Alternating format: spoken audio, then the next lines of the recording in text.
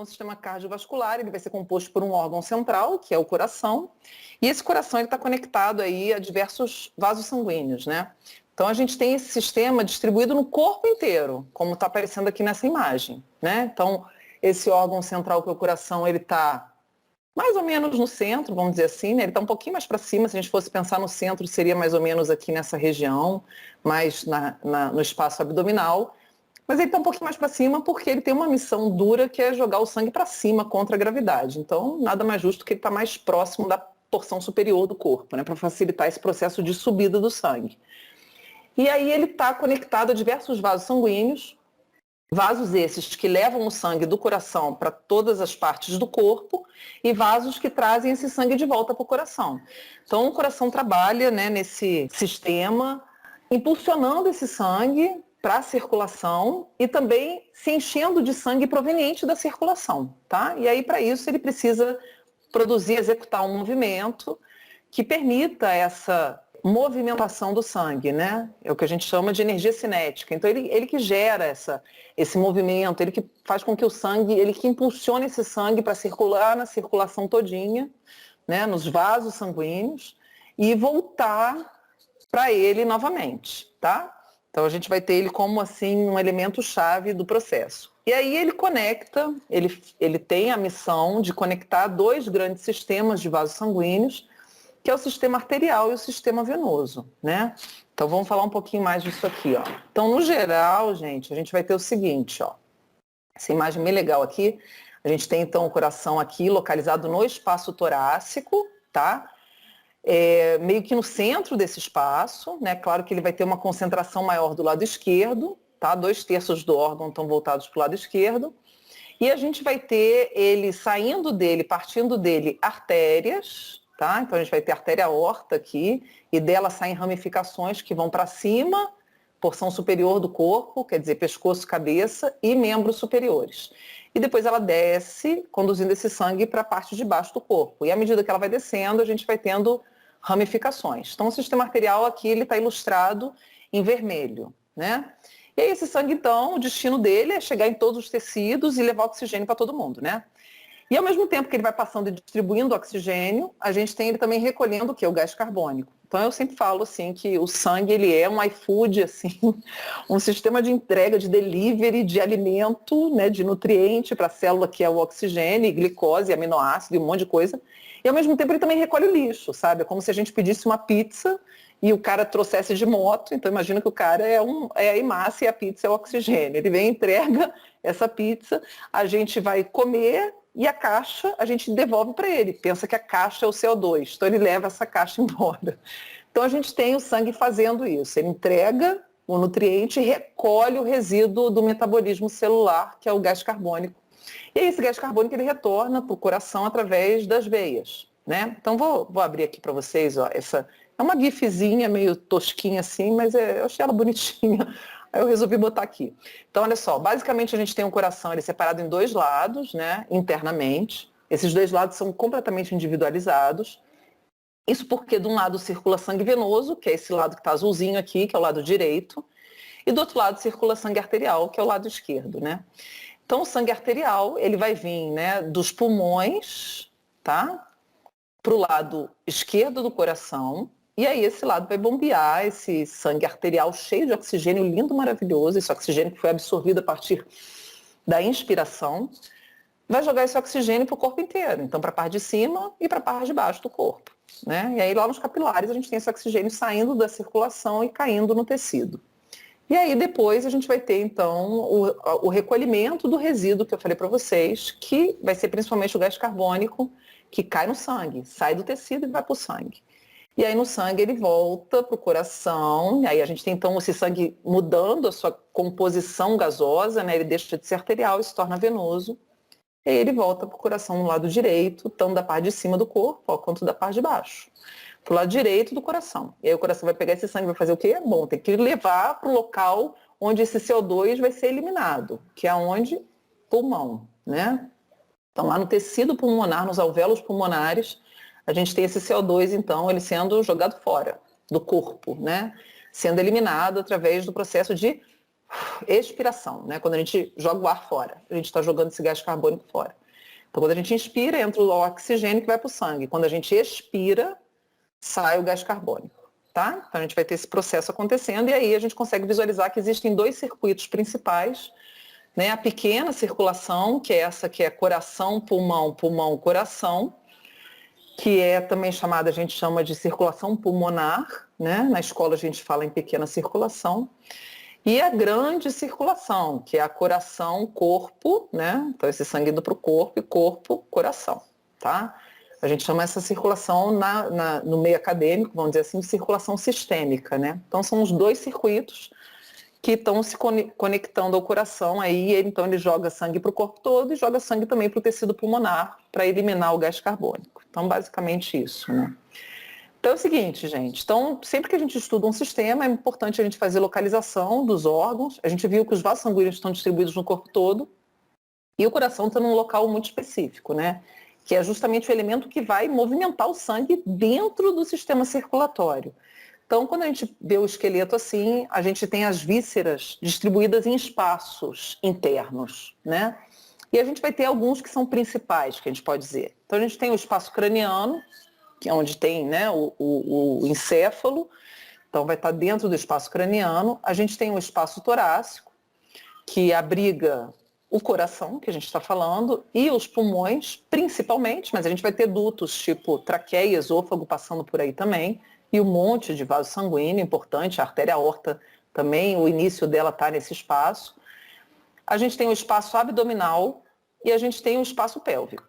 Então, basicamente, são esses espaços. Ah, a gente não tem víscera no pescoço? Tem, lógico que tem, né? A gente tem faringe, laringe nessa região, por exemplo. Mas eu estou falando dos espaços. Aqui está tudo muito agarrado, está tudo grudadinho, a gente não tem um espaço, tá? Está tudo compactado, né? Então, a gente tem uma diferença básica aí, né? Esses espaços por onde estão distribuídas as vísceras do corpo, a gente observa o seguinte, gente, olha só. O espaço craniano, ele é cercado por ossos, que é o crânio, né? Então, o crânio, ele cerca o espaço craniano, que é a parte que está lá dentro. Então, o encéfalo é uma estrutura super bem guardada, porque ela está cercada por um escudo ósseo, né? Isso por conta da importância que ele tem para o nosso corpo, claro. O coração e os pulmões estão no espaço torácico, que também é cercado por ossos, que compõem a caixa torácica. Então, isso também já mostra pra gente, poxa, então o que está aqui é importante também, por isso que está bem guardado dentro de uma caixa. Caixa de ossos, que é um tecido que vai servir como um escudo, tá? Para essas vísceras, né? Já no espaço abdominal, a gente não tem. Esse espaço não é cercado por ossos, é só tecido mole que está aqui, né? Então, as vísceras do espaço abdominal, elas estão mais, vamos dizer assim, sujeitas a traumas, né? Elas não têm esse escudo nessa região. E a gente tem o espaço pélvico, que também tem ossos, mas não é tão fechadão assim, né, gente? Então a gente também não chama isso de caixa pélvica, né? O espaço pélvico, onde a gente vai ter ilho, isquio e istmo aí compondo esses ossos do quadril aqui, né? Então, a gente tem um coração dentro do espaço torácico, isso porque ele é muito importante, muito valioso, então ele está dentro da caixa torácica, tá? Então, a gente tem eu gosto de chamar a atenção disso, porque às vezes a gente estuda isso de forma tão mecânica, assim, que a gente não pensa, né, nessa lógica da construção do nosso corpo. Eu acho isso muito bacana da gente compreender. Então as vísceras abdominais, elas estão totalmente expostas, né? O trauma aí mais intenso vai danificar, vai prejudicar essas vísceras, pode colapsar aqui. Agora no tórax não, né? A não ser que aconteça entre as costelas, quer dizer, tem que, ou uma fratura dessa estrutura óssea, tá? Então a gente tem um arcabouço ósseo cercando bem essas vísceras, elas bem protegidas, tá? Então o coração está aí bem guardadinho na caixinha de osso. Bom, então quando a gente precisa, gente, fazer um acesso a esse órgão, a gente precisa abrir a caixa óssea, né? Significa que tem que fazer um procedimento cirúrgico aqui bem invasivo, né? Que a gente chama de toracotomia transesternal, quer dizer, você tem que fazer uma incisão, né, no sentido longitudinal do osso externo, que é o osso que está aqui na porção anterior da caixa, e abrir essa caixa com, né, com afastadores, com instrumentos que realmente abram para você acessar o órgão que está lá dentro, ó lá. Ele está bonitão aqui, bem acomodado, né? Parece um ninhozinho cercado pelos pulmões, repousando sobre o diafragma.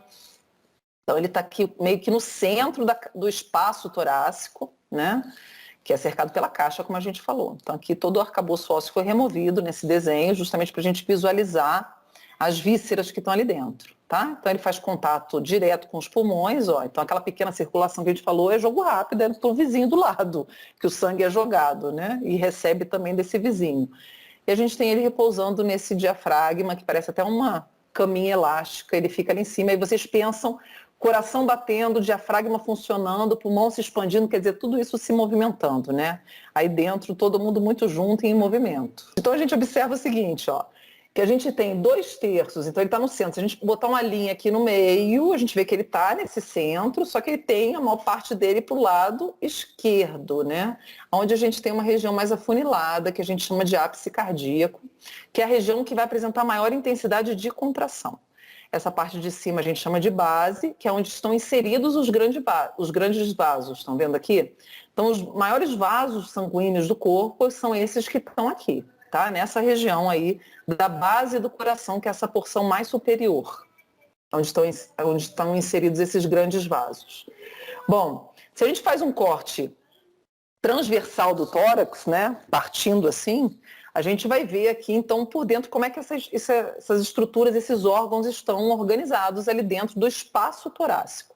Então, a gente tem os ossos aqui em volta, como a gente está vendo, ó, o osso externo, as costelas, nessa posição mais lateral, o osso externo anterior, e posterior a gente tem o quê? A vértebra, né, que compõe as vértebras, né, gente, que vai compor a coluna vertebral. Então, é o limite posterior aqui da caixa. Então, a gente tem pulmão, né? Pulmão direito aqui e aqui pulmão esquerdo, né? Posterior, anterior e o coração aqui, ó. Então a gente vê que ele realmente está mais pro ladinho esquerdo, tá vendo? Até o pulmão esquerdo ele é menor, né? Por isso. Além disso, a gente tem a aorta aqui, o esôfago também, tá? Passando logo atrás do coração. Tá bom, gente? Então são os limites aqui anatômicos que a gente tem desse órgão. Então, tá vendo? Tá todo mundo juntinho, é uma caixa cheinha de coisas e tá todo mundo bem grudadinho, né? Então, quando a gente tem problemas cardíacos ou, quer dizer, alterações do funcionamento do coração, a gente tem reflexo no próprio esôfago, tá? Muitas vezes a pessoa apresenta enjoo, náusea, porque esse coração começa a comprimir esse esôfago e pode produzir essa sensação, tá bom? Nessa altura de corte a gente não consegue visualizar a traqueia, mas a traqueia passa por aí bem próximo também, atrás, né, aqui. Só que aqui nessa altura do corte foi feito mais para cima, a gente ainda não está pegando. Bom, gente, aqui é uma outra peça anatômica bem legal, né, natural, real. A gente consegue ver também sem a caixa, foi tirados os ossos, a gente vê só as vísceras.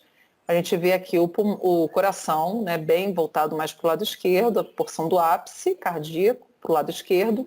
Por isso que, como o ápice é a região que tem maior intensidade de contração, a gente consegue perceber melhor o trabalho cardíaco quando a gente posiciona, por exemplo, o nosso ouvido no lado esquerdo do peito de alguém, tá? Né, dessa região torácica.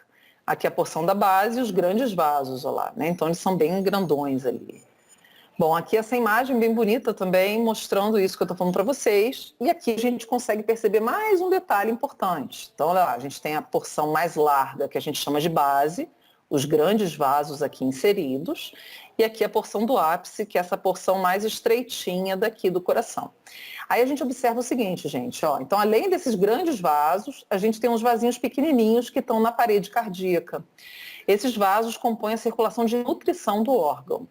Então, significa o seguinte, com essa imagem a gente vê que existem 2 circuitos sanguíneos ocorrendo no coração, no próprio órgão. Quer dizer, o coração ele recebe sangue a partir das veias, então aqui estão as 2 veias cavas, que são as principais veias do corpo, e ele pega esse sangue que ele recebe das veias, esse sangue vai para os pulmões, né, através de artérias, tá? Artérias pulmonares, e esse sangue volta através de veias pulmonares que não estão aparecendo nesse desenho, mas que vão passar por aqui por trás e vão desembocar do lado esquerdo do coração.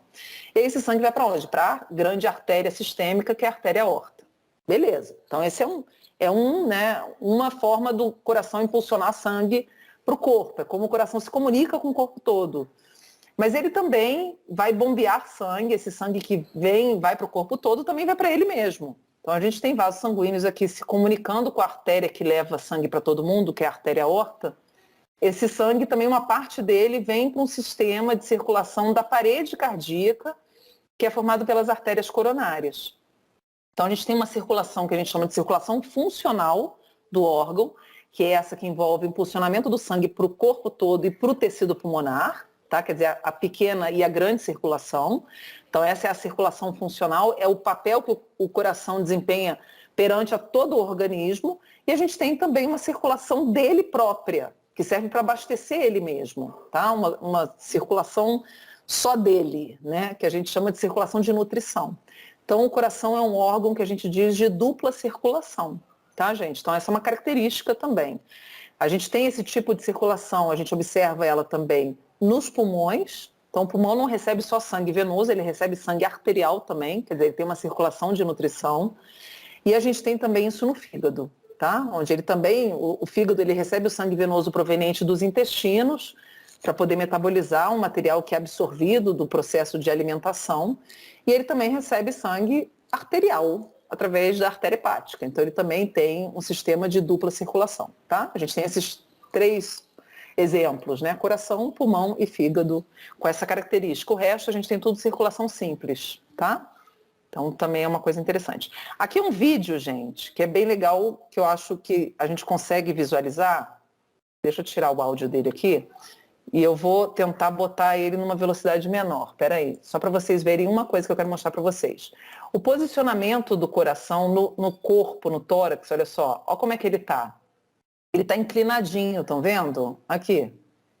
Isso é bem bacana. Ele está desse jeito. Ele não está em pé, com o ápice para baixo. O ápice está para baixo, mas ele está reclinado. É como se ele tivesse deitado numa caminha. Quer ver? Vou botar aqui de novo. Olha lá. Então a base com os vasos, olha só como ele está inclinadinho, tá vendo? E essa porção é a porção justamente que tem contato com o diafragma, né? Ele está repousando no diafragma.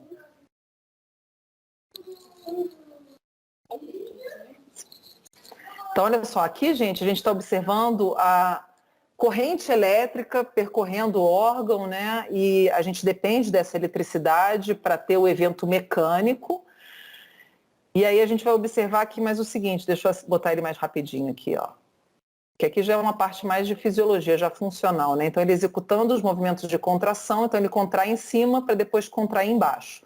E aí a gente vê que dentro a gente tem os espaços, que é por onde o sangue flui, tá? Que a gente chama de câmaras cardíacas, né? Então o sangue ele entra por cima, nas câmaras superiores, através de veias, e chega até embaixo, depois ele vai ser bombeado lá para as artérias. Então aqui, esse desenho, eu adoro ele, eu uso muito, sempre usei nas aulas. A gente tem então esse sangue, ele primeiro, dentro do coração, ele entrando em espaços superiores, que a gente chama de átrios. Ele sempre entra através de veias, as veias são os vasos de retorno do sangue. E aí depois ele vai passar para os ventrículos. Então a gente tem os átrios, que são as câmaras superiores, e os ventrículos, que são as câmaras inferiores. E aí esse sangue, então, ele flui sempre no sentido dos átrios para os ventrículos, tá? E aí a gente tem estruturas aqui separando os dois, que a gente chama de válvulas.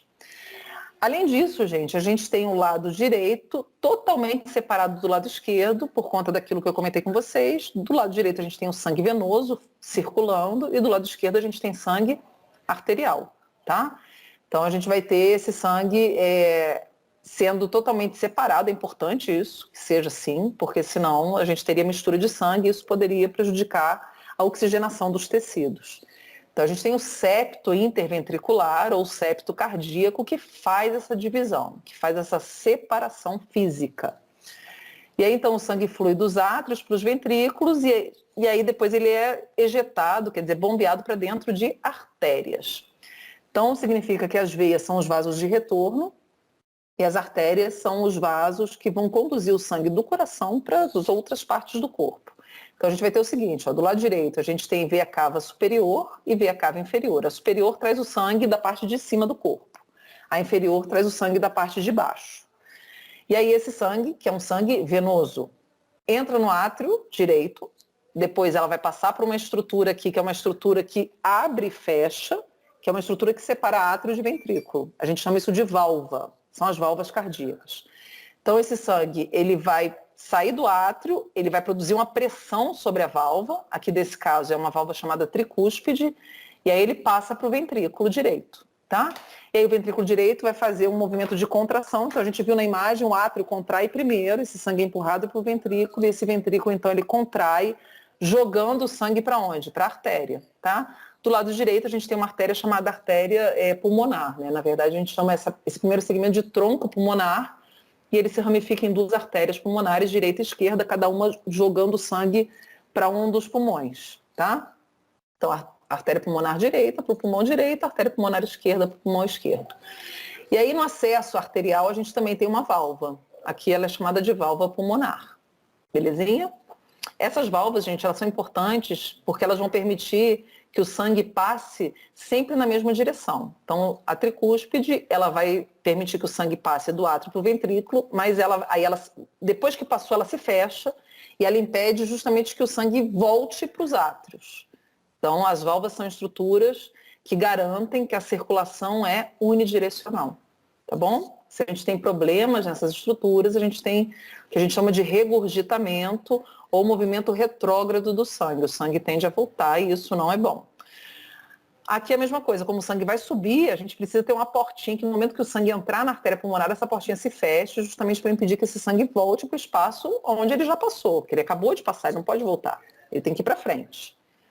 E aqui do lado esquerdo, esse sangue vai para os pulmões, volta para o coração, né? Então ele vai com sangue venoso através da artéria pulmonar. Aí a gente pensa, poxa, a artéria conduzindo sangue venoso? Sim. Os vasos sanguíneos pulmonares, eles são as exceções à regra, né? Então as artérias normalmente conduzem sangue arterial, mas artérias pulmonares conduzem sangue venoso. Porque as artérias são os vasos de saída do coração, tá, gente? Sempre o sangue sai através das artérias e volta através de veias, sempre. Então, porque as artérias, elas vão ter uma estrutura que vão segurar a onda com esse sangue que vai sair com toda a força do coração. Então, quando esse sangue volta dos pulmões oxigenado, agora com menos gás carbônico e mais oxigênio, a gente tem ele voltando pelas veias pulmonares e esse sangue, então, ele vai ser despejado aqui no átrio esquerdo. E aí, da mesma forma, ele vai passar por uma estrutura que é uma válvula, que separa o átrio esquerdo do ventrículo esquerdo, que a gente chama de válvula mitral. Aí ele vai produzir pressão em cima da mitral, passa para o ventrículo esquerdo, e aí com a contração da parede ventricular, esse sangue é ejetado para a artéria maior de todas, que é a artéria aorta, tá? Então, os maiores vasos do corpo são aqueles que compõem a circulação sistêmica. Então, são as veias cava, superior e inferior. A inferior é maior ainda, é a maior de todas, e a artéria aorta. Tá bom, gente? O sangue que as veias que trazem o sangue da circulação sistêmica e a artéria que leva o sangue para a circulação sistêmica são os maiores vasos do corpo. A artéria aorta, ela tem uma morfologia aqui bem própria, né? Ela sobe, ela faz uma voltinha e depois ela desce. Essa porção curvada a gente chama de arco da aorta. A gente vai ter 3 ramos muito importantes que vão jogar sangue para a parte de cima do corpo, tá? Nutrindo cabeça, pescoço, cabeça e membros superiores. E aí depois ela desce, que a gente chama de porção descendente. Então a gente falou do coração, vamos falar um pouquinho dos vasos sanguíneos. Então os vasos, eles se distribuem no corpo todo. Que vasos? Artérias, como a gente já falou, as veias e o elemento que conecta artéria e veia. Então olha só, o coração, ele joga o sangue para as artérias e depois esse sangue volta através das veias. Só que nesse meio do percurso, né, entre artéria e veia, a gente tem os capilares, que vão unir os dois. O sangue não sai direto de uma artéria e cai diretamente nas veias. A gente vai ter a microcirculação sendo um elo entre os dois circuitos também, tá? Então a gente vai ter o seguinte, ó. Então a gente vai ter, antes voltando só rapidinho aqui, ó, a gente tem a distribuição de artérias e veias mais ou menos igual em todo o corpo, tá? A gente tem mais veias do que artérias, essa é a verdade. Então, a gente tem nos membros superiores, cabeça, pescoço, né? Todo o corpo, membros inferiores, espaço torácico, abdominal, pélvico, tudo cheio de vaso sanguíneo, porque todo mundo precisa de oxigênio, tá? Então, por isso que a gente tem que ter esses vasos levando oxigênio e glicose e aminoácidos, enfim, os nutrientes para as células poderem fazer o quê? Metabolismo. Então, sempre, gente, se vocês pararem para pensar, quando a gente estuda fisiologia dos sistemas, no geral, todos eles trabalham em prol do metabolismo celular, tá? No fundo, lá, o destino final de todo o funcionamento é metabolismo celular.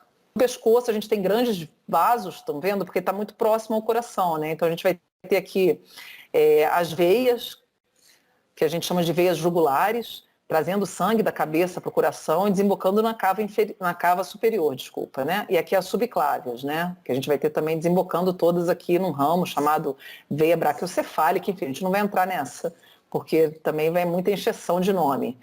E as artérias aqui conduzindo o sangue para a cabeça. Então as artérias levam o sangue para a cabeça e as veias trazem o sangue de volta para o coração, tá? Então elas sempre conduzem sangue no sentido contrário, né?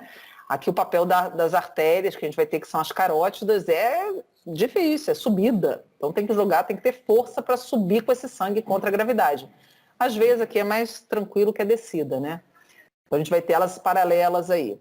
Aqui, gente, membros superiores, mesma coisa, ó, só para vocês terem uma ideia, são dois desenhos que estão separados, os circuitos para vocês visualizarem, mas a gente vai ter aqui as artérias, né? Tem a artéria braquial e a gente tem a veia braquial. Elas passam mais ou menos próximas ali, né? Elas são vizinhas. Então a gente vai ter... o interessante aqui é que as artérias e veias, elas recebem muitas vezes os nomes dos ossos. Os ossos são referências de nomenclatura para esses vasos sanguíneos. Então, por exemplo, a gente tem a artéria radial, né, e a artéria ulnar. A mesma coisa aqui com a veia. A gente tem a veia radial e a veia ulnar, né? Quer dizer, o rádio e a ulna, que são os ossos que compõem o antebraço. Aqui no úmero, a gente não chama de artéria humeral nem veia humeral, a gente chama de artéria braquial e veia braquial. Então a gente observa o seguinte, que as artérias estão distribuídas e muito semelhantemente a gente tem as veias, lembrando que as artérias estão levando o sangue do coração lá para a extremidade, né? Enquanto às vezes é o contrário, da extremidade, aqui dos dedos, em direção ao coração, é subida, tá? Aqui nesse caso, né, nos membros superiores. Bom, aí a gente tem então aqui as duas vizinhas, grandalhonas, aqui os maiores vasos do corpo, a artéria aorta com sangue descendo e veia cava inferior com sangue subindo. A veia cava inferior é que tem o maior trabalho aqui das veias, que é de subir com sangue. Da mesma forma que as artérias do pescoço sobem, a veia cava inferior tem que subir também, e é veia, né? Então para ela é mais difícil ainda. E aí a gente percebe o seguinte, ó. Então aqui a gente vê os vasos, está vendo a distribuição, né? Um desenho esquemático, que é igualzinho aquele outro que eu mostrei. Então a gente tem o sangue venoso circulando do pé, aqui da ponta dos dedos, e subindo pela perna, e subindo pelo espaço abdominal, torácico, até chegar no coração, através da veia cava inferior. E pela artéria ele está descendo, tá, gente? Mas são paralelos, tá vendo? É interessante essa localização sempre próxima, né? E recebem os mesmos nomes, isso facilita muito na hora de estudar, né, esses segmentos. E aí aqui, só para ilustrar para vocês, ó, então aqui membros inferiores, as artérias, tá? Então o sangue está descendo através delas, então a principal artéria aqui do membro inferior é a artéria femoral, é a maior de todas, acompanha todo o fêmur, por isso que ela recebe esse nome. E aqui depois a gente vai ter a tibial e fibular, de acordo, tá vendo, com os ossos, né? Então os nomes semelhantes ao...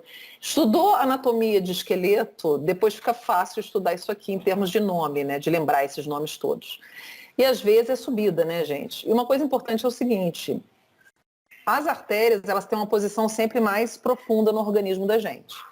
A gente tem basicamente 3 pontos superficiais arteriais, né?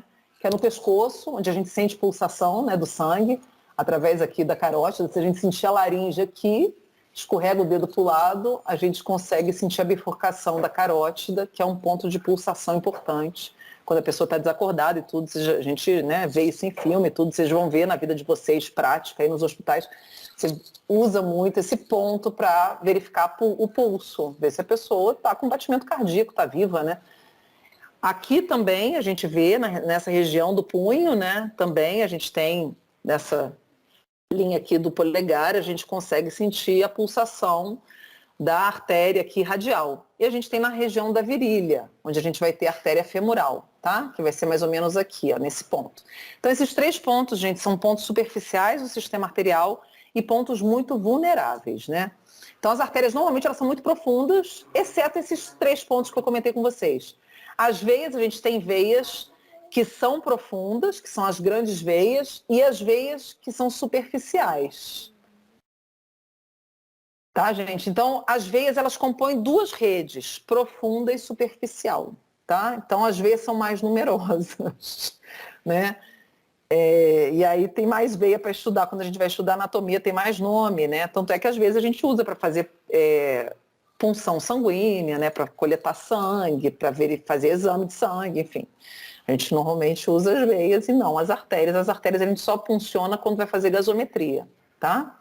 Que é um exame específico justamente para dosar os gases que estão circulando, né?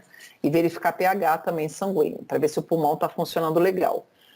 Bom, então a gente falou da morfologia macroscópica, que é a anatomia, vamos falar um pouquinho da morfologia microscópica aqui, que é aquela que a gente utiliza, obviamente, né? O microscópio, lâminas, então corte histológico de tecido, e a gente tem essa visão aqui, ó, dos tecidos, né? Então aqui a gente verifica que são várias camadas de tecido que a gente consegue verificar, né, observar num órgão. Então aqui rapidamente, gente, falar da histologia do coração.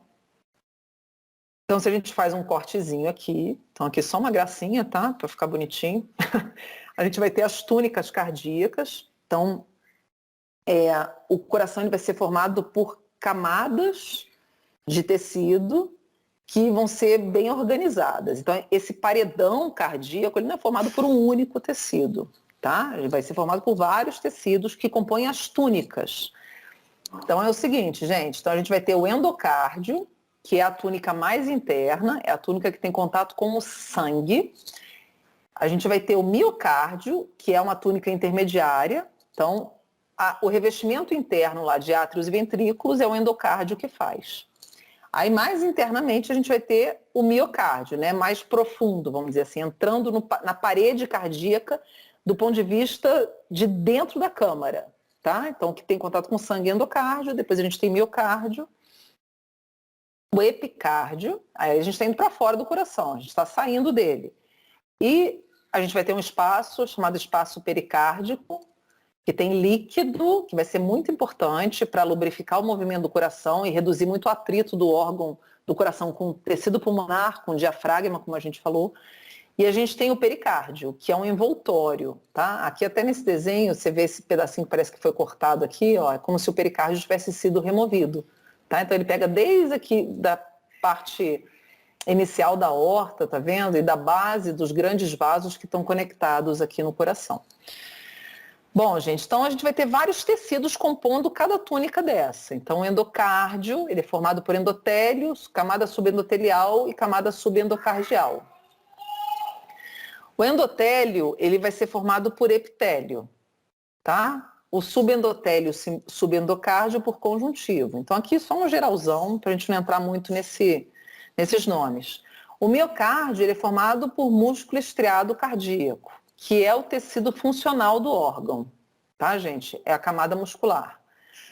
O epicárdio, a gente tem subepicárdio e pericárdio visceral. Então tá vendo? São vários tecidos que compõem cada túnica dessa. É complexa a estrutura. E aí é conjuntivo e a gente vai ter também aqui epitélio. Então a gente tem basicamente essa organização, ó, epitélio, conjuntivo, músculo, conjuntivo, epitélio. O epicárdio é um espelho do endocárdio, tá? E no músculo, no meiozinho a gente tem esse recheiozinho de músculo. E aí a gente tem o líquido do pericárdio, que é o que vai estar nesse espaço, preenchendo o espaço pericárdico, né? E aí aqui a gente vai ter o pericárdio parietal e o pericárdio fibroso. Então, tá vendo, gente? São vários tecidos, né? O epicárdio, ele tem um pericárdio também. Então, ele faz uma interseção, ele tem um tecido comum com o pericárdio. É complexo. Aqui, basicamente, é tecido epitelial, tá? Que a gente vai ter. Então, aqui, só ilustrando, ó, a gente tem endocárdio, o miocárdio, tá vendo? Para vocês terem uma noção de tamanho dessas túnicas. Então, o miocárdio é a túnica mais espessa, porque é ela que vai produzir o movimento, é o músculo, né? Aí a gente vai ter aqui o epicárdio, o espaço, né, que é preenchido por líquido, então é uma cavidade, né, tem autores que falam em cavidade, outros falam em espaço pericárdico, enfim, é um ponto onde a gente tem esse tecido distanciado, separado. E a gente vai ter líquido aqui preenchendo esse espaço. Tá bom, gente? E aqui o pericárdio seroso, né? O pericárdio parietal. E aqui o pericárdio fibroso. Esse pericárdio fibroso é importante para fixar o coração no diafragma, para ele não ficar balançando dentro do espaço torácico. Tá, e tá ilustrando, tá vendo? É um envoltório mesmo, é uma embalagenzinha que reveste o coração, muito importante, que vai reduzir o atrito do coração com as demais vísceras, como eu falei para vocês. Aqui uma histologia bonita, ó. Então, como a gente visualiza no microscópio, então a gente consegue ver, a gente tem um endotélio, que é essa camada mais de cima aqui, que é um epitélio. Aí aqui embaixo a gente tem tudo isso aqui é conjuntivo, tá? Um conjuntivo mais denso e um conjuntivo mais frouxo embaixo. A gente vê pelos espaços, ó. Esse espaço branco aqui significa que as células estão mais separadas, né? Aqui é mais denso, tá vendo a parede? Isso tudo aqui é subendocárdio, né, que a gente chama. Então a gente vai ter essa camada toda, o endotélio, né, com subendotélio, que é esse conjuntivo denso, com esse conjuntivo frouxo aqui, tudo isso é endocárdio. E aqui embaixo a gente tem o miocárdio. Então o sangue está aqui, ó, está em contato aqui. A gente vai ter aqui o miocárdio embaixo do endocárdio, o sangue está aqui, tá? Então a camada mais espessa, né? A túnica mais desenvolvida. Então aqui, ó, ela é mais desenvolvida justamente, então esse aqui bonitinho, ó, essa parte vermelhinha todinha praticamente é miocárdio, né? O endocárdio está aqui dentro, revestindo as câmaras. Aqui miocárdio e aqui por fora epicárdio. Então, ó, mostrando o movimento dele, tá vendo que lindo? Ó? Os átrios aqui, ó, contraem primeiro, depois os ventrículos que realizam esse processo de contração. E isso envolve as aberturas das válvulas e fechamentos, enfim, isso já entra no campo mais funcional, entra mais na fisiologia, tá? Bom, o sistema circulatório como é que vai ser? Então, a gente falou da anatomia dos dois, agora estamos falando da histologia dos dois, que é essa morfologia microscópica, né? Então essa imagem eu acho ela bem legal, porque ela mostra aqui, ó, aqui é uma artéria, isso aqui são hemácias, tá? É o lúmen, a luz arterial, e aqui é uma veia. Então a gente vê nitidamente que são diferentes, né? Então a parede arterial ela é mais espessa, como está mostrando nessa linha aqui, ó. A parede venosa é mais fininha. Em compensação, o lúmen ou a luz arterial, ela é menor e a luz venosa ela é maior. E isso aqui nos permite já falar de um pouco de função. Por que é assim, né, gente? Então, a morfologia determina a função da estrutura. Então, a artéria, ela tem uma parede espessa e um lúmen menor. Isso significa o seguinte, ó, que a gente tem aqui uma parede que vai produzir maior pressão, porque a gente vai ter ela sendo mais espessa, então ela pressiona mais o conteúdo aqui dentro, o sangue, né? E ao mesmo tempo o espaço sendo menor, isso também ajuda o sangue a ficar com mais pressão. Enquanto as veias, ela tem uma parede mais fininha e um lúmen bem grandão, isso faz com que o sangue aqui fique com menor pressão. Então a gente costuma dizer que as artérias são os vasos de pressão e as veias, elas não são os vasos de baixa pressão, mas é melhor falar o seguinte, como ela tem um lúmen grande, elas servem como reservatórios de sangue no corpo. Então a gente diz que as veias são os vasos de capacitância, ou seja, de armazenamento do sangue. Tá? A capacitância está associada à capacidade de condução de volume, tá bom? Bom, gente, então o que a gente vai ter em termos de túnicas da parede vascular? A gente falou das túnicas do coração, vamos falar dos vasos sanguíneos agora. Então, basicamente, a organização vai ser a mesma nos dois, nas artérias e nas veias. O que vai mudar vai ser a quantidade de tecido que a gente vai ter numa e na outra. Então, a túnica íntima é a túnica de revestimento interno, ela se equivale ao endocárdio, tá? Ela tem contato direto com o sangue. Então, a gente vai ter lá o endotélio, o mesmo epitélio que a gente tem lá no coração, a gente vai ter aqui também. Que esse epitélio, eu não comentei lá, mas ele é o epitélio pavimentoso simples, ou seja, gente, é uma camadinha só de célula achatada. É aquele epitélio mais, né, simplório que tem no corpo, mais humilde de todos, tá? E aí depois a gente tem uma camada chamada subendotélio, que é conjuntivo. Então, composição parecida com o endocárdio, só que um pouquinho mais simples, vamos dizer assim, né? O endocárdio tem duas de conjuntivo. Aí a gente tem a túnica média, que vai equivaler ao miocárdio, que é formada por músculo liso, tá? E a gente tem uma última túnica aqui no caso a gente vai ter 3, né? No coração a gente viu que tem 4, que é a túnica adventícia, que é a última, tá? essa adventícia, ela vai ter aí tecido conjuntivo fibroso, ela vai fazer o revestimento externo aqui do vaso sanguíneo, e se o vaso for bem fininho, ele estiver na intimidade dos tecidos, essa túnica adventícia, como ela é conjuntivo, e os tecidos conjuntivos são muito vascularizados, normalmente ela se mistura, como é o caso aqui, estão vendo aqui, ó, né? A parede arterial ela vai terminar mais ou menos aqui, mas fica até difícil da gente delimitar, né? A gente delimita porque tem esse espaço aqui. Mas ela já se emenda ali para o tecido adjacente, o tecido vizinho, tá? A mesma coisa nas veias aqui. Tá? Então a gente vai ter uma diferença aí na composição, né? Quer dizer, na composição não, a composição vai ser a mesma, na quantidade desse tecido. Então basicamente vai ser o seguinte, gente, a gente tem mais túnica média mais desenvolvida nas artérias e nas veias a gente tem a adventícia. Isso por quê? Porque a média é músculo e o músculo produz o quê? Movimento, o músculo contrai. E quando ele contrai, ele pressiona o sangue aqui. Por isso que as artérias conduzem o sangue sob alta pressão. Por que isso, gente? Olha só. O coração teve um trabalho danado para bombear esse sangue para dentro do compartimento arterial. O compartimento arterial ele tem a missão de manter essa força de impulsão, que é a pressão. O que impulsiona o sangue dentro do sistema cardiovascular é a pressão. Então, o coração ele produz essa pressão e as artérias têm a missão de manter essa pressão. Tá? Para que ele consiga ter força para circular em todo o corpo e depois ainda voltar através das veias. Como as veias ela vai ter uma quantidade de músculo um pouco menor que das artérias, ela tem, mas é um pouco menor, vamos dizer assim, elas tendem a reter mais esse sangue dentro delas. E esse sangue também vai perdendo força à medida que ele vai circulando. Então, chegou nas veias, o que acontece? A gente tende a ter uma circulação mais lenta e esse sangue fica mais tempo ali dentro do compartimento venoso. E aí ela precisa ter uma parede mais reforçada. Então a túnica adventícia é justamente esse reforço, porque ela é formada por colágeno, e o colágeno ele é o grande cimento do corpo que vai segurar esse sangue ali dentro, tá? Impedindo que ela se rompa facilmente, né? Mantendo ela em integridade aí. Então aqui a gente consegue visualizar isso, tá vendo, gente? Ó, então aqui um desenho da parede arterial, onde a gente tem a média, que é essa que está vermelhona aqui, ó, maior que as outras, e aqui da parede venosa, onde a gente tem a adventícia, sendo a túnica maior do que as demais, tá?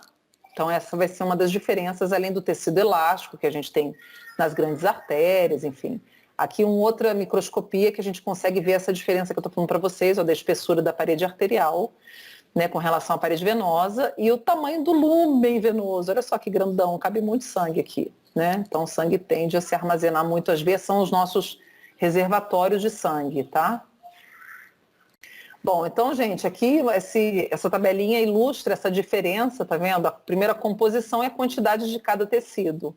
Então, a gente vai ter aqui o músculo liso predominante nas artérias, isso porque elas são os vasos de pressão, como eu falei para vocês, e elas têm que impulsionar esse sangue. Então, aqui só para ilustrar para vocês, ó, elas produzem um movimento.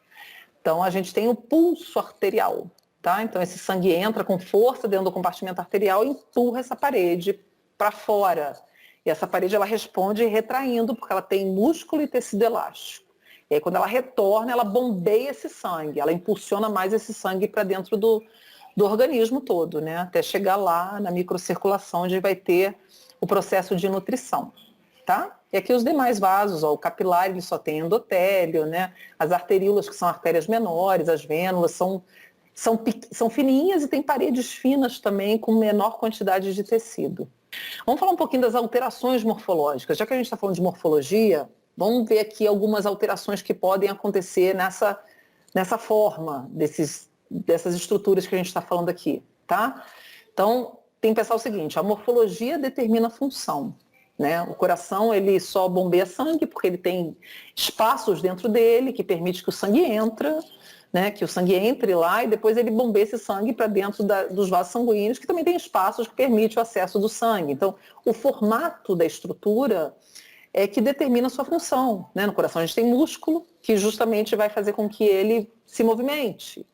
Então, a morfologia determina o funcionamento, né? Então, quando a gente tem alterações morfológicas, a gente tem prejuízos funcionais, quer dizer, prejuízos na fisiologia do sistema.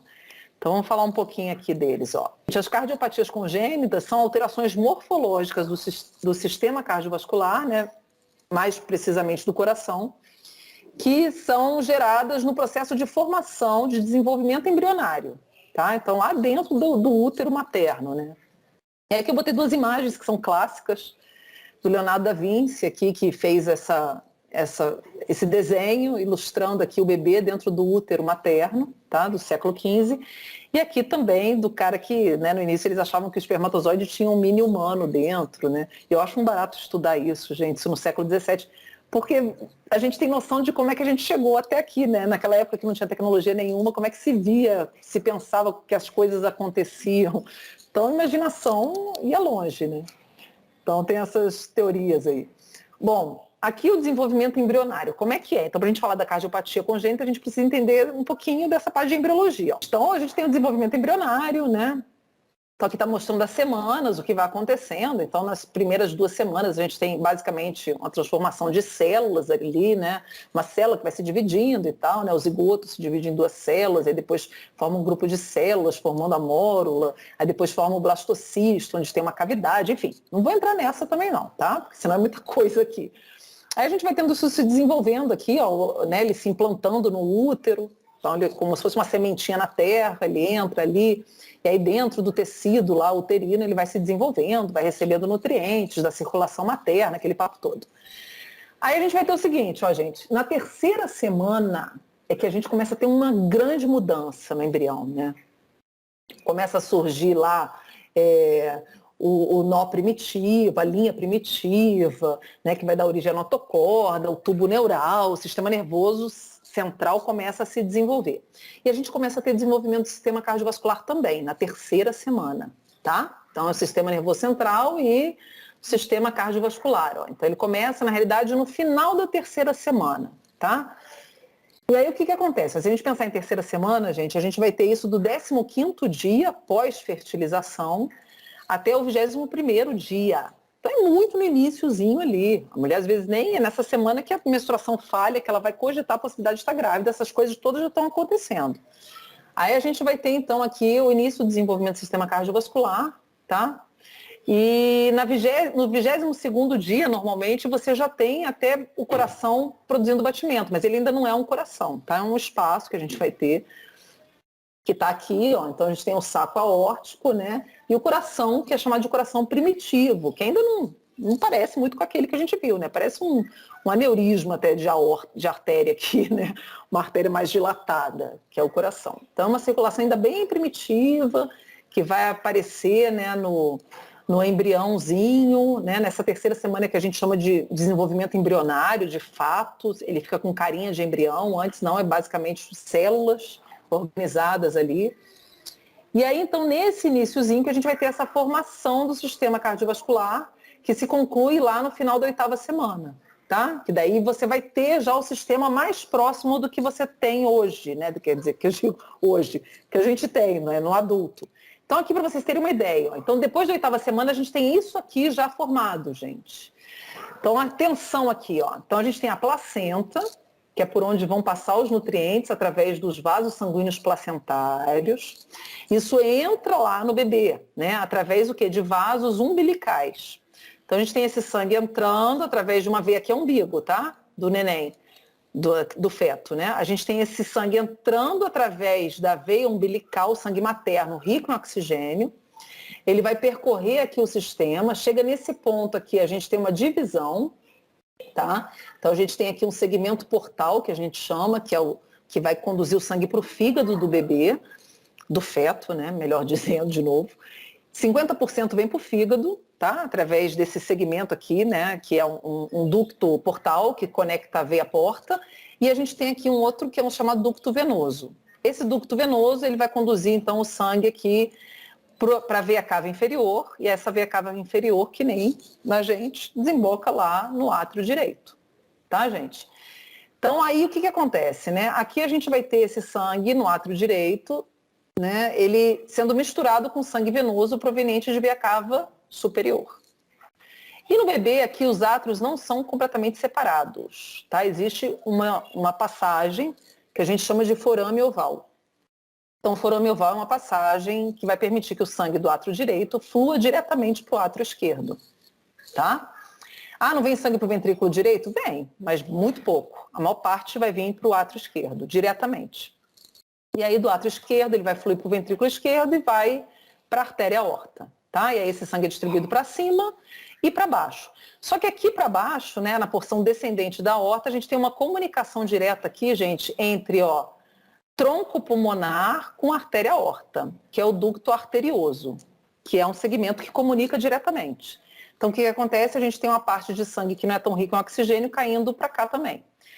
Concluindo, a gente vai ter misturas de sangue, a gente tem sangue que é, como está mostrando aqui as cores, né? Tá vendo? O vermelhinho alto em oxigênio, o que está roxinho é médio e o azul é com baixo oxigênio. Então, a gente tem misturas e a gente observa o seguinte, que para a parte de cima do corpo do feto, a gente tem a chegada de um sangue com maior teor de oxigênio do que para a parte de baixo, tá? Onde esse sangue vai estar pobre, porque a gente tem uma parte aqui do sangue que está indo para o pulmão, que é um sangue que tem menos oxigênio, sendo adicionado aqui na artéria aorta através desse ducto arterioso. Isso porque, gente, olha só, o bebê está dentro do útero, e ele está dentro né, de um espaço do saco que não tem ar, tem água. Né? Ele está mergulhado no líquido amniótico.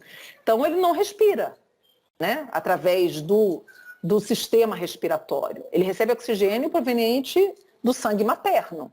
Tá? E aí, o que acontece? O tecido pulmonar ele vai ter uma resistência vascular que vai estar maior. Isso significa que a pressão no tecido pulmonar está maior. Então, significa que ele é mais resistente a permitir a chegada do sangue. O sangue não vai fluir facilmente para os pulmões. Vai sangue para lá, mas muito pouco. Tá bom? E aí, então, a gente tem maior parte do sangue chegando aqui realmente na artéria aorta, indo para a circulação sistêmica do feto. E aí, esse sangue vai circular e depois ele volta para a mãe através das artérias umbilicais, que são duas aqui. Tá? Que se enrolam na própria veia umbilical que vai em direção à placenta, levando o sangue aí pobre em oxigênio para a mãe jogar fora. A mãe através da ventilação que vai eliminar. E aí depois que nasce, o que acontece? Algumas estruturas somem, né, que não precisam mais. Então, por exemplo, os vasos sanguíneos umbilicais, eles vão se tornar ligamentos. Tá? Então a gente vai ter os ligamentos umbilicais, que as artérias umbilicais vão se tornar. Então eles vão colapsar e vão mudar a sua morfologia. Eles se tornam estruturas fibrosas e maciças. Eles deixam de ser ocos. Então a gente vai ter o ligamento de Teres ou o ligamento redondo, que vai ser formado aqui pela veia umbilical e pelo ducto venoso no fígado, que vai separar o fígado em duas porções, né? Então, a gente vai ter esse ligamento sendo formado a partir dessas estruturas. Aqui, na porção do átrio, a gente vai ter aquele forame oval sendo fechado. Então, a gente vai ter o septo, que a gente chama de septo secundário, que é o de cima, e o primário se fundindo e ocluindo essa passagem. Isso aqui acontece depois de um tempo de nascido, tá, gente? Não é assim, não. Não é imediatamente. Nasceu, essas transformações vão acontecendo. E a gente tem o ducto arterioso que vira o ligamento arterioso, tá? Que prende aqui o arco da aorta com a artéria pulmonar esquerda, né? Que conecta, é um ligamento. Então essas estruturas viram ligamentos.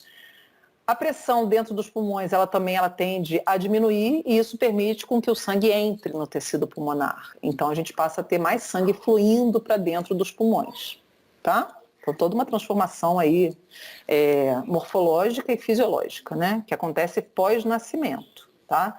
Durante aí os primeiros 15 dias, a gente tem essas transformações acontecendo e já sendo consolidadas, tá?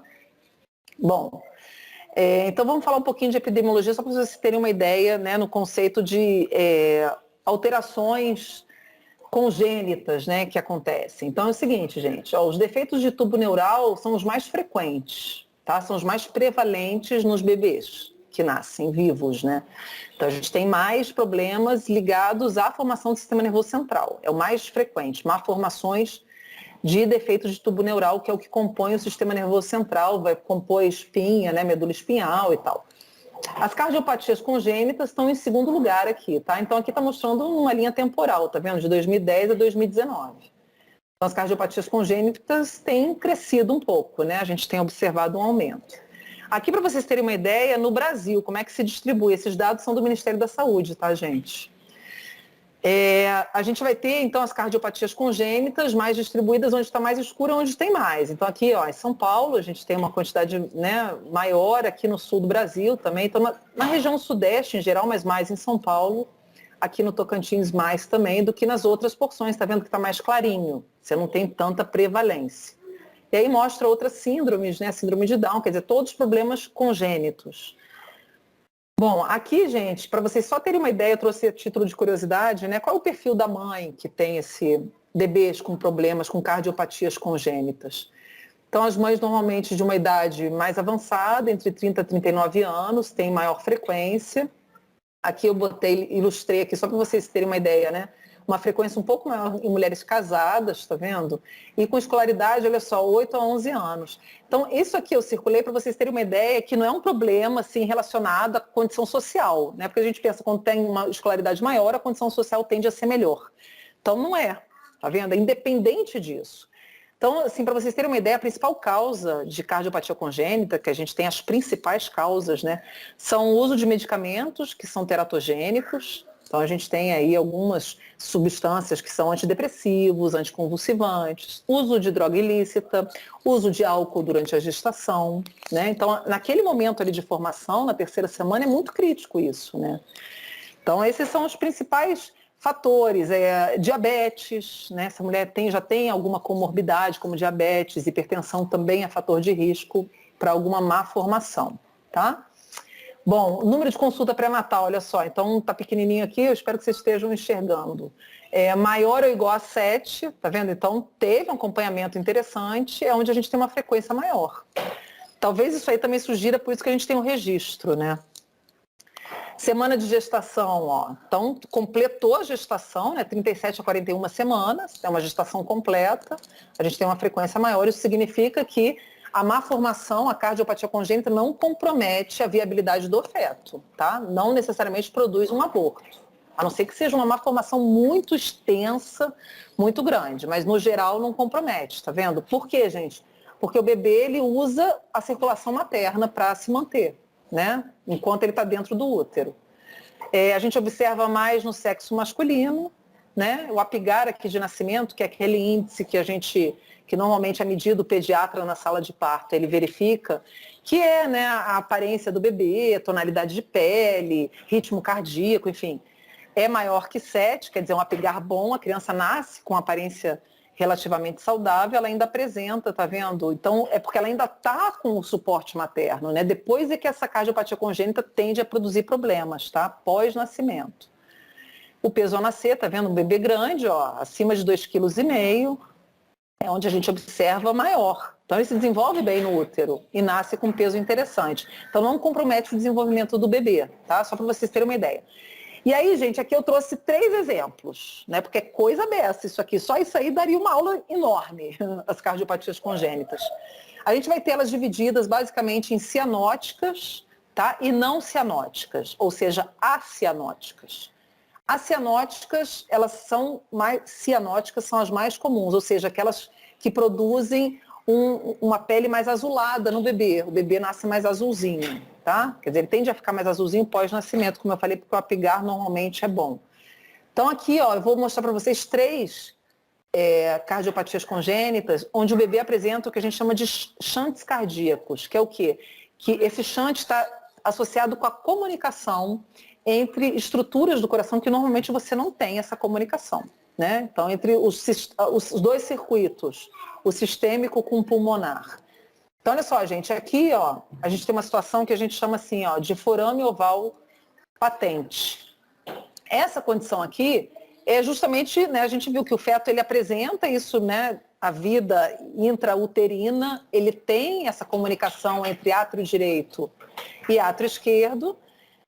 E aí, o que acontece? Muitas pessoas, muitos bebês, quando nascem, essa comunicação se mantém. Logo ao nascer, essa comunicação se mantém. Mas com o tempo, o que vai acontecer, gente? Olha só. Como a gente começa a ter uma pressão maior no ventrículo, no átrio esquerdo, a gente tem esse septo aqui, essa membraninha, sendo empurrada em direção ao septo secundário. Essa aqui a gente chama de septo primário. E aí, com o tempo, elas vão aderindo, elas vão se fundindo. Em alguns indivíduos, essa fissura, vamos dizer assim, ela se mantém. E aí a gente chama isso de forame oval patente. E aí a gente tem a comunicação acontecendo. Para vocês terem uma ideia, segundo os estudos aí, a gente tem uma percentagem bem grande de pessoas que apresentam forame oval patente e vivem normalmente, tá?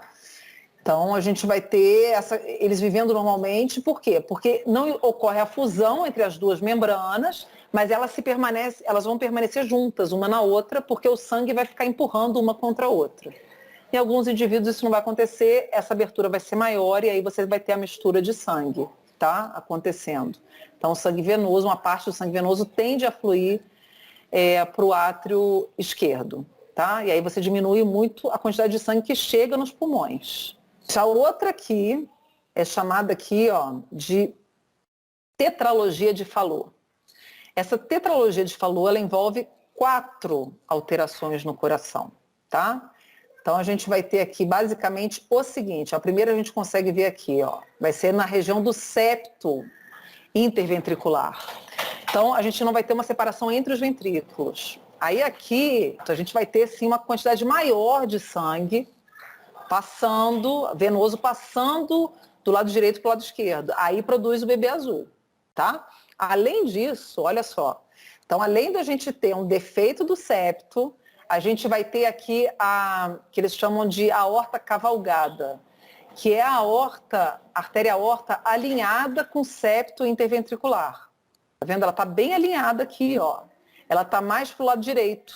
E aí vai fazer com que esse sangue venoso flua em maior quantidade para dentro da aorta.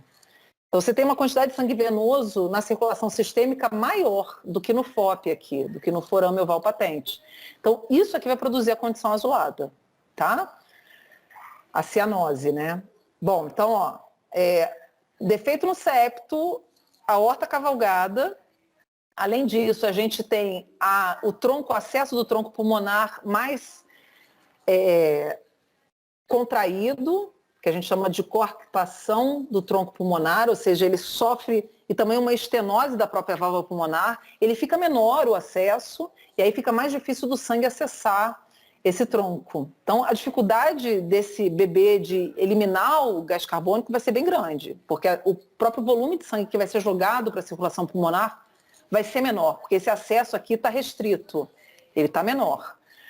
E além disso, a gente tem uma hipertrofia aqui de ventrículo direito, tá? Então vão ser basicamente esses. Em alguns bebês, a gente ainda tem a manutenção do ducto arterioso aqui. Então a gente pode ter ainda mais defeitos aparecendo nessa, apesar de chamar tetralogia de Fallot, a gente vai ter variações aí da gravidade dessa má formação, tá, gente? Pode acontecer mais má formações associadas aí, até a presença do próprio FOP junto, aí vira uma situação mais complexa. Então, essa má formação, ela é classificada como ela pode ser mais simples, vamos dizer assim, ou mais complexa, tá? Vai depender aí do bebê, enfim, do que aconteceu. Então, ela pode ser mais grave ainda do que isso, mas esse é o basicão, esse é o que a gente observa com mais frequência, tá? Então, é uma condição difícil também.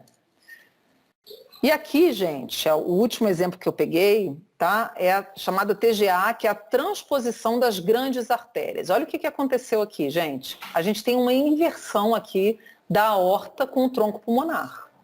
Então, quem está se comunicando com o ventrículo direito é a artéria aorta. E com o ventrículo esquerdo é o tronco pulmonar. Então, a gente tem uma alteração hemodinâmica. A gente vai ter o sangue venoso indo para o corpo todo. Esse aqui também produz cianose, tá? Que nem a tetralogia de Fallot, lógico. O sangue venoso todo vai para o corpo todo. Né? E o sangue arterial vai circular para a circulação pulmonar, quer dizer, uma situação super complicada, que precisa ser reparada.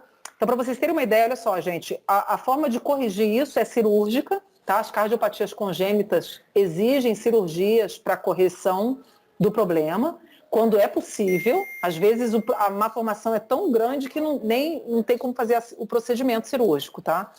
Então vai depender do caso, né? Mas a gente tem aqui, ó, o forame oval patente, normalmente não é cirurgia de peito aberto, ou seja, não é cirurgia que requer toracotomia, é cirurgia através de catéter, tá? Que vai chegar até essa região aqui e vai fazer a correção. vai unir aqui os dois septos. Então é feito assim, a transdérmica, que é chamada, então ela é mais fácil, ou percutânea, né, melhor dizendo. Então a gente tem o catéter sendo introduzido, não é uma cirurgia de grande porte. Agora, a tetralogia de Fallot e o TGA, a transposição das grandes artérias, sim, precisa fazer a abertura, a cirurgia de peito aberto para fazer a correção. E aí eu trouxe aqui para vocês verem a cirurgia de Jatene. Não sei se vocês já ouviram falar do Adib Jatene, que foi um cirurgião cardíaco muito conhecido no Brasil. Ele já morreu, ele morreu em 2014, mas em 1975, gente, ele desenvolveu essa cirurgia, que é justamente para a correção da transposição das grandes artérias, tá? Então, foi uma revolução, esse procedimento cirúrgico é usado no mundo todo e recebeu o nome dele, cirurgia de Jatene. Então, tem um videozinho aqui que eu botei, para vocês terem uma ideia de como é que é feito, tá? Então, deixa eu botar o videozinho para rolar aqui, tirar o áudio. Olha só, então a gente tem aqui a aorta se comunicando com o ventrículo direito e tronco pulmonar com o ventrículo esquerdo. Então, como é que faz essa correção? Ó, então a gente tem aí a inversão, né? Então, se mantém aqui a porção da válvula, tá? E aí, muitas vezes, a gente tem as coronárias aqui que precisam mudar também, tá? Dependendo do caso. Em alguns casos, você tem a coronária também mal posicionada e aí isso agrava mais ainda a cirurgia, mais difícil. E aí você vai ter, ó lá, a troca, tá vendo? Então, o tubo azul, que é o tronco pulmonar, vai ser conectado aqui com esse pedacinho vermelhinho, que era onde estava a aorta, e a aorta foi lá para o outro lado. Estão vendo aqui? Então, você volta a fazer a aorta se comunicar com o ventrículo esquerdo e o tronco pulmonar com o ventrículo direito. Então, é feita essa cirurgia chamada cirurgia de Jatene. E junto foram as coronárias, tá vendo? A coronária foi junto com a aorta.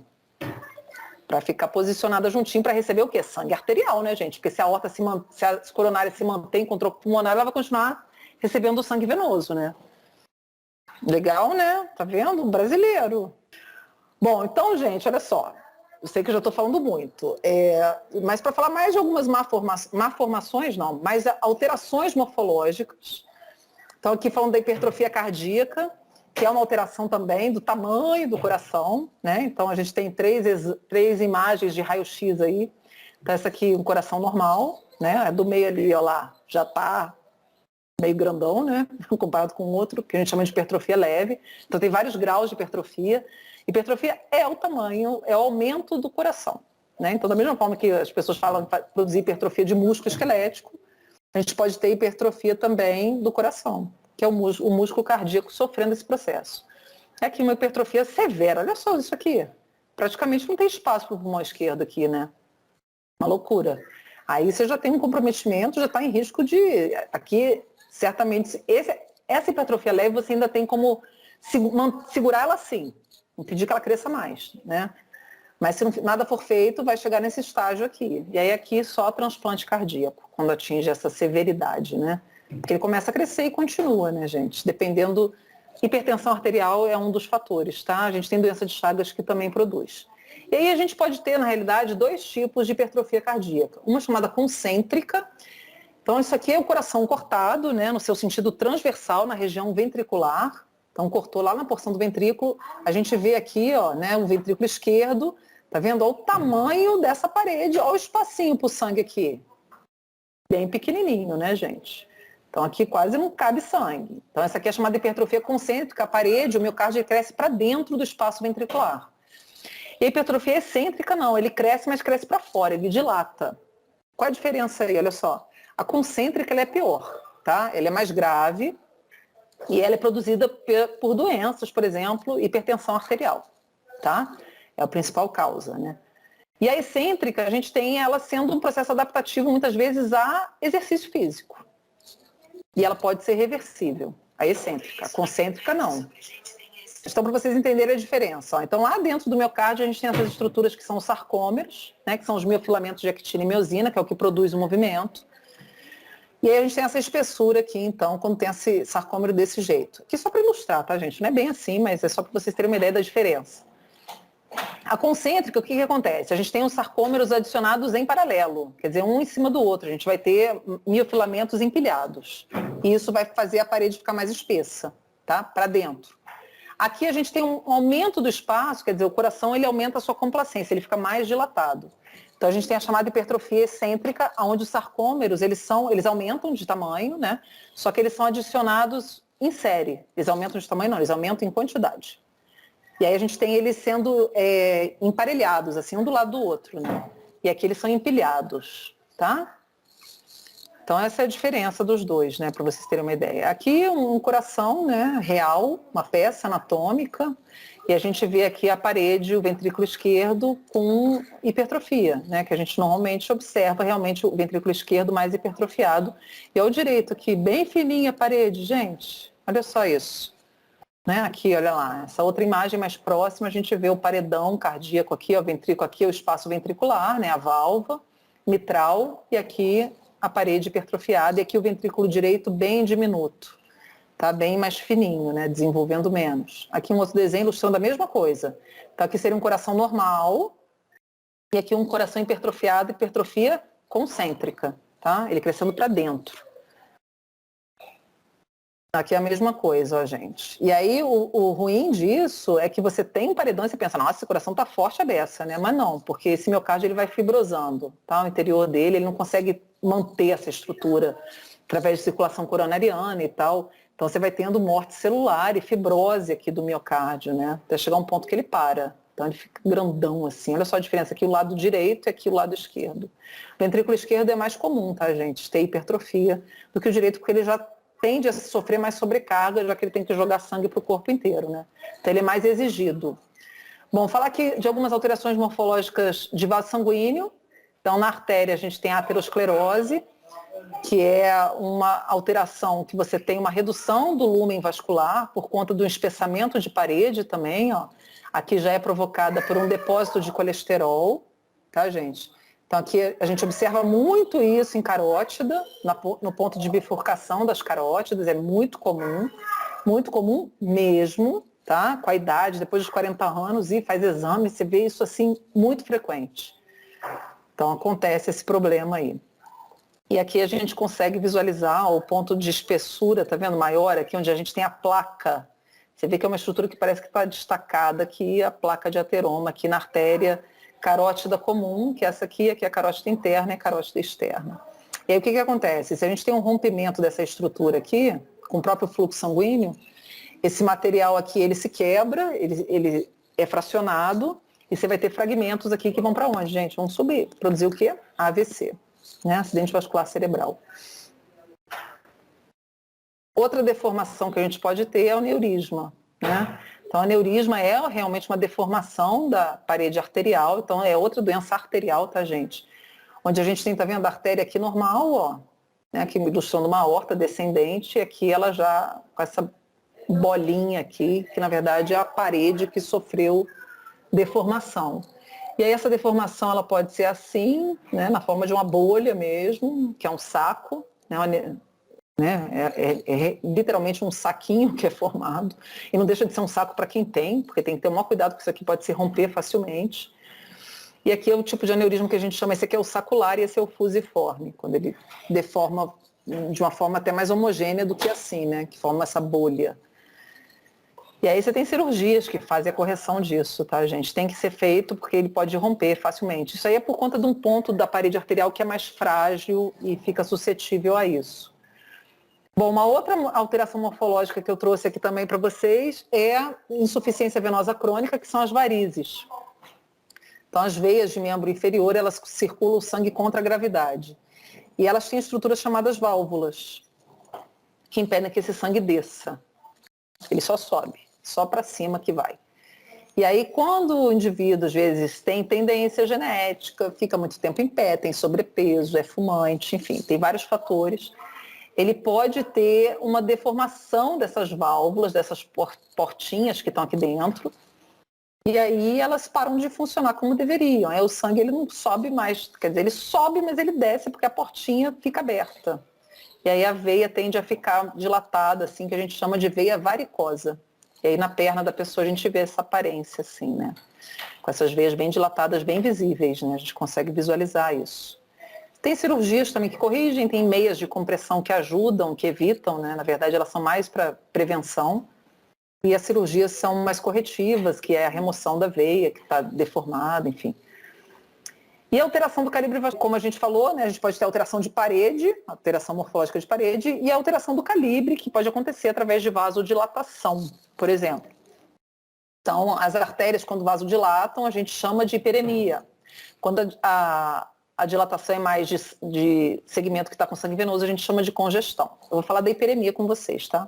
Congestão é produzida mais por obstrução da circulação venosa. A hiperemia, gente, ela pode ser fisiológica ou patológica, tá? Então, eu vou dar um exemplo aqui para vocês. Fisiológica, a gente tem atividade física produzindo hiperemia, né? A pessoa vai ficar vermelhinha. Vou mostrar aqui, ó. Tá vendo essa criatura aqui? Terrível aí, cuidado, não se assustem.